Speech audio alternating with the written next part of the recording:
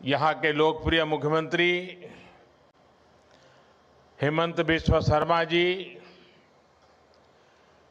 केंद्रीय मंत्रिमंडल में मेरे साथी सर्बानंद सोनोवाल जी, उपस्थित राज्य के सभी मंत्रीगण, जनप्रतिनिधिगण, देश भर से टेक्नोलॉजी के माध्यम से इस कार्यक्रम से जुड़े हमारे सभी अन्नदाता साथी, टी गार्डन में काम करने वाले मेरे भाई बहन, और मैं देख रहा हूं कि काफ़ी सीनियर हमारे सभी मुख्यमंत्री जी भी आज हमारे साथ इस कार्यक्रम में देश के कोने कोने में से जुड़े हुए हैं। मेरा सबको नमस्कार। भाइयों बहनों, आज मुझे नवरात्रि के पहले मां कामाख्या की इस पावन भूमि पर आप सभी के दर्शन करने का सौभाग्य मिला है।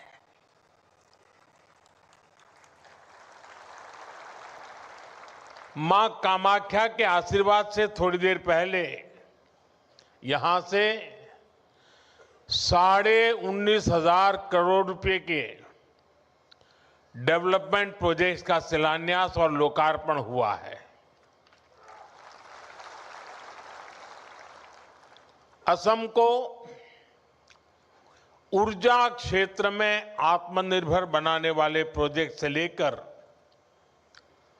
असम आने वाले लोगों की सुविधा के लिए जो काम हुए हैं, ढेर सारे प्रोजेक्ट्स आज असम को मिले हैं।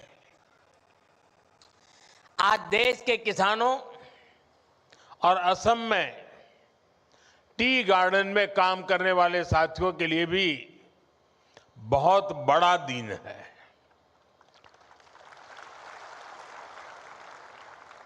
कुछ क्षण पहले पूरे देश में पीएम किसान सम्मान निधि के तहत 18,000 करोड़ रुपए से अधिक की राशि हमारे करोड़ों अन्नदाताओं के खातों में भेजी गई है। इसके अलावा असम के चाय बागानों से जुड़े अनेक परिवारों को आज भूमि के पट्टे भी दिए गए हैं।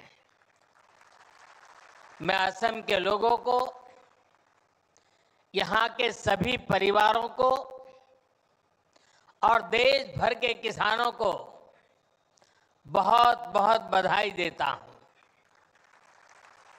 साथियों, आज देश भर से किसान साथी मां कामाख्या की इस धरती से जुड़े हैं। थोड़ी देर पहले करोड़ों किसानों के खाते में पीएम किसान निधि जमा होने के मैसेज हर एक के मोबाइल में पहुंच चुके हैं।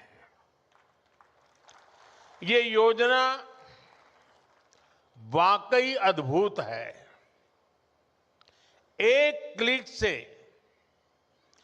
करोड़ों किसानों के बैंक खाते में सीधे पैसा जमा होता है।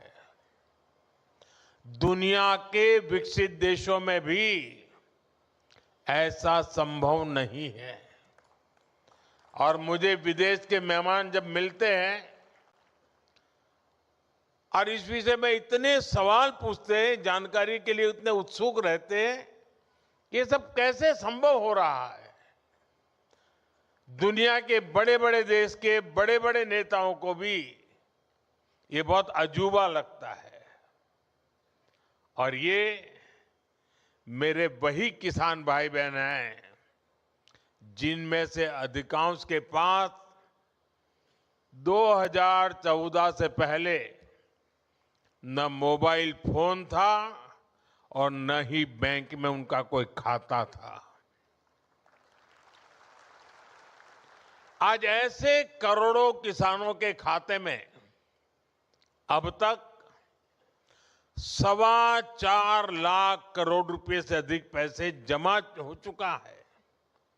इसमें असम के भी करीब 19 लाख किसान हैं जिनको अभी तक लगभग 8,000 करोड़ रुपए मिल चुके हैं।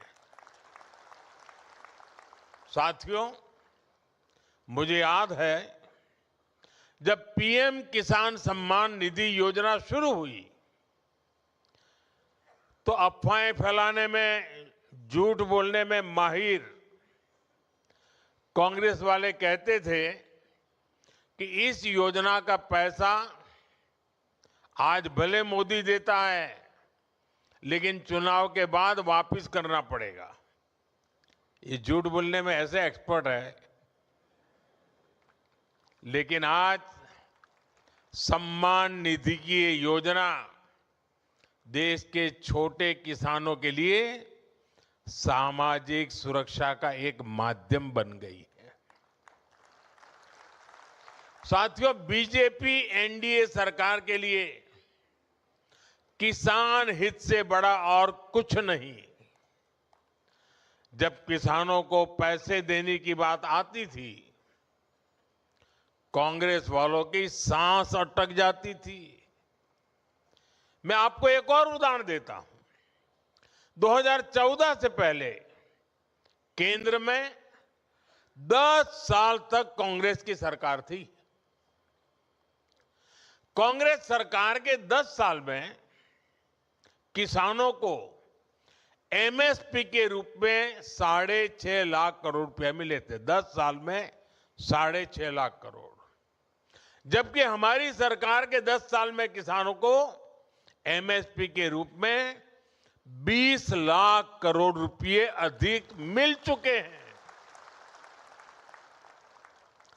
साथियों, बीते 11 वर्षों में देश के किसान के इर्द गिर्द बीजेपी एनडीए सरकार ने एक मजबूत सुरक्षा कवच बना है।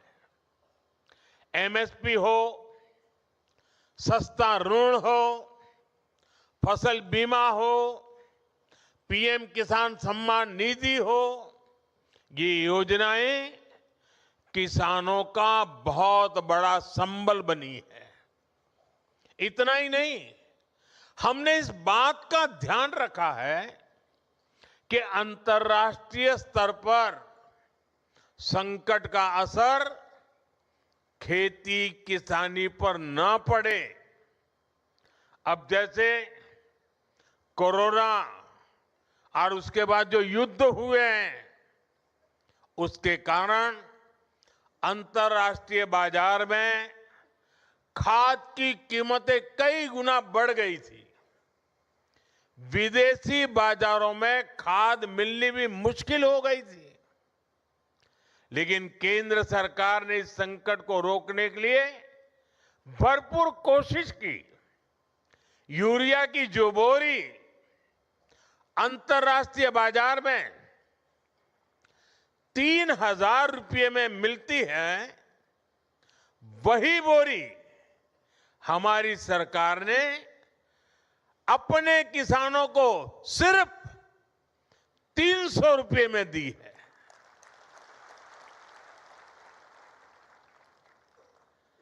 इस पर सरकार ने अपने खजाने से 12 लाख करोड़ रुपए से अधिक खर्च किए हैं ताकि मेरे किसानों पर बोझ न पड़े। ये बोझ सरकार अपने कंधों पर उठा रही है। साथियों, बीते दशक में भाजपा एनडीए सरकार ने एक और बहुत बड़ा काम आत्मनिर्भरता को लेकर किया है। हमने कृषि को बाहरी संकटों से बचाने के लिए आत्मनिर्भरता को प्रोत्साहन दिया है। हमने आजाद भारत में बार बार देखा है कि दुनिया के दूसरे हिस्सों में लड़ाइयां होती हैं, कहीं सप्लाई चेन में दिक्कत आती है तो परेशानी हमारे किसान को होती थी। कभी खाद महंगी हो जाती थी, कभी डीजल और ऊर्जा की कीमत बढ़ जाती है, क्योंकि दशकों तक कांग्रेस पार्टी ने देश को दूसरे देशों पर निर्भर रखा। इससे खेती की लागत भी बढ़ जाती थी। साथियों, किसानों की खेती नई तकनीक से जुड़े, उन्हें सिंचाई के नए तरीकों से जोड़ा जाए और फसलों को भी लाभ मिले, इस मंशा से हमारी सरकार ने पर ड्रॉप मोर क्रॉप की नीति बनाई। ड्रिप और स्प्रिंकलर जैसी माइक्रो इरिगेशन टेक्निकों को किसानों तक पहुंचाया। इससे सिंचाई भी बेहतर हुई और लागत भी कम हो गई। आज सरकार आपके खेतों को सोलर पंप से जोड़ने के लिए काम कर रही है और हमारी कोशिश है कि डीजल पर आपका खर्च कम से कम हो। केंद्र ने जो कुसुम योजना बनाई है वो इसीलिए है। आज बहुत सारे किसान न सिर्फ सोलर पंप लगाकर सिंचाई कर रहे हैं, बल्कि उससे बिजली बनाकर पैसे भी कमा पा रहे हैं। और तो इसलिए मैं कहता हूं, अन्नदाता ऊर्जादाता बने। साथियों, हमारा निरंतर प्रयास है कि खाद और कीटनाशकों पर किसानों की निर्भरता भी कम हो। कांग्रेस की गलत नीतियों के कारण देश के 5 बड़े खाद कारखाने बंद हो गए थे। हमने उन खाद कारखानों को फिर से शुरू करवाया। साथ ही किसानों को नैनो यूरिया से जोड़ने के लिए भी कई काम किए। आज देश के किसान को इसका लाभ मिल रहा है। अब बीजेपी एनडीए सरकार देश के किसानों को प्राकृतिक खेती के लिए प्रोत्साहन दे रही है। किसान जब बहुत बड़े स्तर पर प्राकृतिक खेती को अपनाएंगे तो मिट्टी भी सुरक्षित रहेगी और हमारे अन्नदाता वैश्विक संकटों से भी सुरक्षित रहेंगे। साथियों, एक तरफ बीजेपी एनडीए सरकार किसानों को लेकर काम कर रही है, हम देश को आत्मनिर्भर बनाने में जुटे हैं। वहीं आज कांग्रेस ने एक बार फिर साबित कर दिया है कि वो किसी भी स्थिति में देश के प्रति ईमानदार नहीं है। आज युद्ध से बने संकटों के बीच भी कांग्रेस सिर्फ अफवाहें फैलाने और अपप्रचार करने में जुटी है। और मैं जरा कांग्रेस के साथियों से कहना चाहता हूं, एक काम करिए, लाल किले पर से 15 अगस्त को पंडित नेहरू जी ने जो भाषण दिए हैं, जरा भाषण सुनिए। आप सुनकर के हैरान हो जाओगे। लाल किले से 15 अगस्त को एक बार कह रहे हैं पंडित जी कि उत्तर कोरिया और दक्षिण कोरिया में लड़ाई चल रही है, इसलिए भारत में महंगाई बढ़ रही है। अब उत्तर कोरिया दक्षिण कोरिया कहां है और यहां पर महंगाई बढ़ने की बात नेहरू जी कह रहे थे। और आज कांग्रेस के लोग देश को गुमराह करने में लगे हैं। वैश्विक संकटों का प्रभाव क्या होता है, यह दुनिया देख रही है। साथियों, बीजेपी एनडीए की सरकार ने हमारी रिफाइनरीज के विकास के लिए, रिफाइनिंग कैपेसिटी के विस्तार के लिए काम किया है। आज भारत दुनिया का वो देश है जो अपनी ही नहीं बल्कि विश्व की ऊर्जा जरूरतों का भी ध्यान रख सकता है। यहां असम में जो हमारी रिफाइनरीज है, उनको भी बीते वर्षों में एक्सपांड किया गया है। असम सहित पूरे नॉर्थ ईस्ट में गैस पाइपलाइन इंफ्रास्ट्रक्चर पर अभूतपूर्व निवेश किया जा रहा है। नुमालीगढ़ सिलीगुड़ी पाइपलाइन के अपग्रेडेशन का काम भी पूरा हो चुका है और असम के गोलाघाट में दुनिया का पहला second generation bio ethanol plant भी स्थापित किया गया है। इन सारे प्रोजेक्ट्स का बहुत बड़ा फायदा इस पूरे क्षेत्र को होगा। साथियों, रेलवे की विदेशों पर निर्भरता कम हो, हमें विदेशों से कम तेल मंगाना पड़े, इसके लिए एक दशक में बहुत बड़ा काम हुआ है। पिछले 10 साल में आज देश का करीब करीब पूरा रेल नेटवर्क इलेक्ट्रिक रूट से जुड़ चुका है और जल्द ही हम 100% 100% इलेक्ट्रिफिकेशन का लक्ष्य भी पूरा कर रहे हैं। इस इलेक्ट्रिफिकेशन के कारण देश में करीब करीब 250 करोड़ लीटर डीजल की बचत हो रही है। असम में भी रेलवे नेटवर्क का तेजी से बिजलीकरण हो रहा है। आज भी यहां रेलवे के बिजलीकरण से जुड़े प्रोजेक्ट का लोकार्पण और शिलान्यास हुआ है।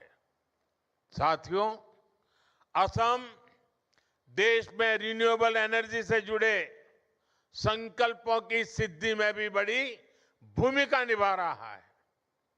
Lower Kopili hydro power project से असम सहित पूरे नॉर्थ ईस्ट को फायदा होगा और सबसे बड़ी बात, जो ये हजारों करोड़ रुपए की परियोजनाएं असम में शुरू हुई है, वो असम के युवाओं के लिए रोजगार के नए मौके बना रही है, असम की समृद्धि बढ़ा रही है। साथियों, बीजेपी एनडीए की डबल इंजन सरकार की पहचान संवेदनशीलता से है, सुशासन से है। देश के हर क्षेत्र, हर वर्ग का विकास, ये हमारी प्राथमिकता है। बहुत बड़ी पहल हुई है। जिनकी मेहनत से असम की वैश्विक पहचान को बल मिला, जिनकी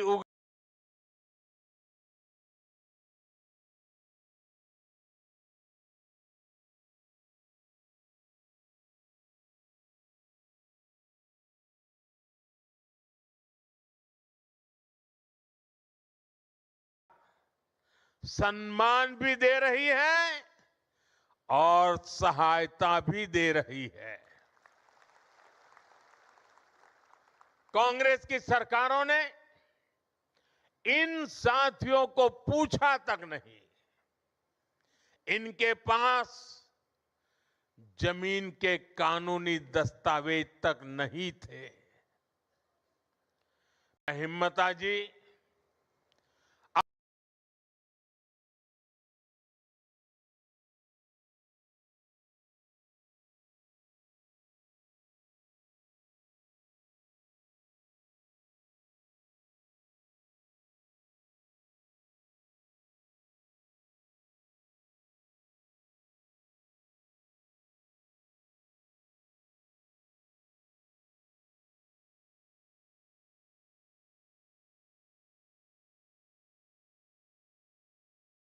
रास्ता भी साफ हो गया है। इससे टी गार्डन में रहने वाली बहनों को विशेष रूप से बहुत फायदा होगा। मैं चाहूंगा कि अब टी गार्डन में काम करने वाले परिवारों के बच्चे भी अच्छे से पढ़ाई करें और आगे बढ़े। और बीजेपी सरकार ने इसके लिए भी पूरी सुविधाएं बना दी है। इसलिए ही तो हर टी गार्डन वर्कर कह रहा है, आको ये बार बीजेपी सरकार। और मेरे लिए तो ये मेरे टी गार्डन के मजदूरों का सम्मान करना मतलब मैं खुद एक कर्ज उतार रहा हूं, क्योंकि आप चाय बागान में काम करते थे। दूर सुदूर गुजरात में मेरे गांव में वो चाय की पत्ती पहुंचती थी और मैं चाय बेच बेच कर यहां तक पहुंच गया।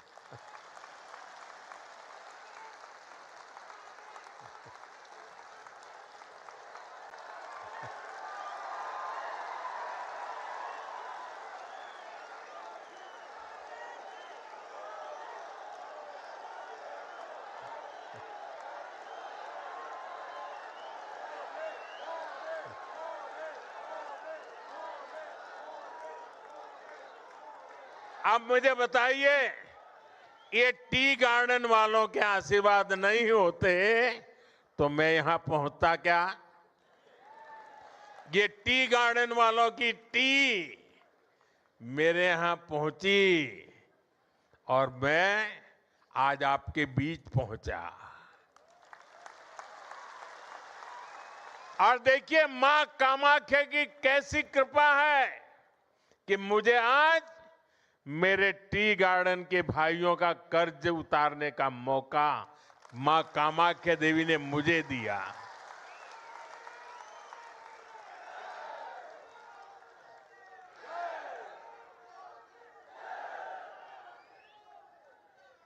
साथियों,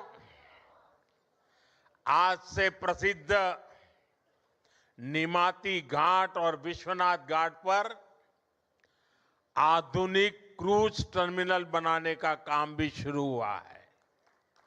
ये सिर्फ एक इंफ्रास्ट्रक्चर प्रोजेक्ट नहीं है, ये असम में टूरिज्म और स्थानीय अर्थव्यवस्था को नई दिशा देने वाला काम है। बीजेपी सरकार ने टूरिज्म को सिर्फ दर्शनीय स्थलों तक सीमित नहीं रखा है, बल्कि उसे रोजगार और विकास के बड़े अवसर के रूप में देखा है। इसी सोच के साथ ब्रह्मपुत्र नदी में भी वाटर टूरिज्म की संभावनाएं बढ़ाई जा रही हैं। क्रूज टर्मिनल बनने से ब्रह्मपुत्र पर क्रूज चलाने का काम आगे बढ़ेगा और देश दुनिया के पर्यटकों के लिए असम तक पहुंचना और आसान होगा। जब क्रूज टूरिज्म बढ़ेगा तो स्थानीय युवाओं के लिए रोजगार के नए अवसर बनेंगे। कारीगरों और हस्तशिल्प से जुड़े लोगों को नया बाजार मिलेगा। छोटे दुकानदारों, नाविकों, होटल और ट्रांसपोर्ट से जुड़े लोगों की आमदनी भी बढ़ेगी। यानी असम में टूरिज्म अब सिर्फ घूमने फिरने तक सीमित नहीं है, यह स्थानीय विकास और जन समृद्धि का एक नया इंजन बन रहा है। साथियों, असम आज हमारे नॉर्थ ईस्ट यानी अष्टलक्ष्मी के नए भविष्य का एक मॉडल बन रहा है। यहां की प्रगति पूरे नॉर्थ ईस्ट को नई गति दे रही है। असम में जो बदलाव बीते एक दशक में बीजेपी एनडीए सरकार ने किया है, उसका प्रभाव पड़ोस में पश्चिम बंगाल में भी दिख रहा है। वहां भी लोग बीजेपी एनडीए का ऐसा ही सुशासन चाहते हैं। इसलिए मैं असम के हर युवा, हर परिवार से कहूंगा कि हमें मिलकर विकसित असम के लिए काम करते रहना है ताकि असम देश में एक मॉडल स्टेट बनकर उभरे। इसी आग्रह के साथ मैं जब ये सभी मुख्यमंत्री महोदय इस समारोह में हमारे साथ जुड़े हुए हैं तो मैं उनसे एक आग्रह करना चाहता हूं।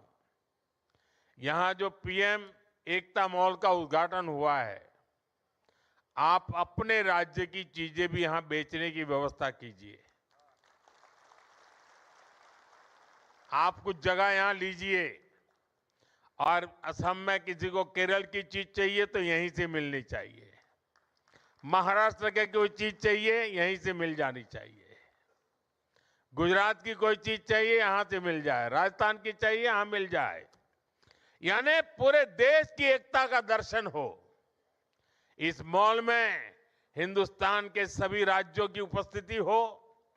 इस मॉल में असम के हर डिस्ट्रिक्ट की उपस्थिति हो।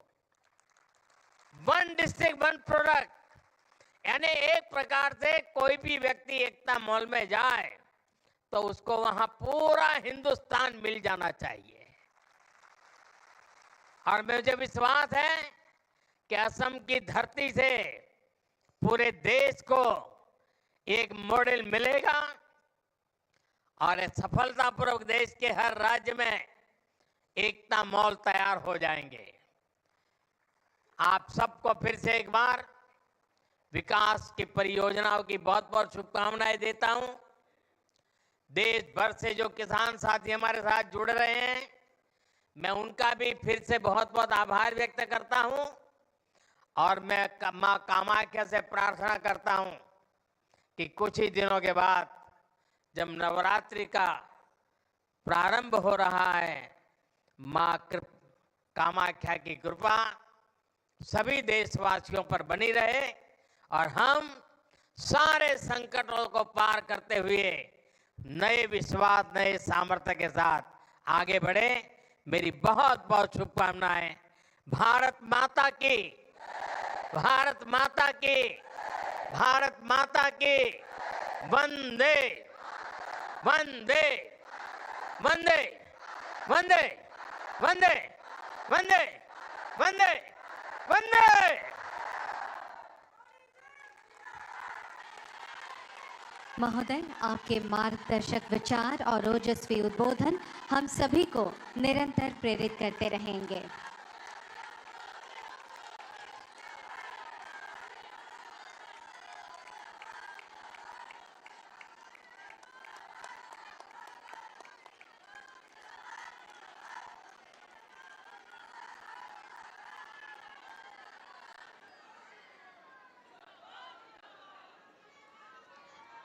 देवियों सज्जनों, आप सभी की गरिमामयी उपस्थिति और सहयोगिता के लिए हम हृदय से कृतज्ञता व्यक्त करते हुए आज के इस भव्य कार्यक्रम का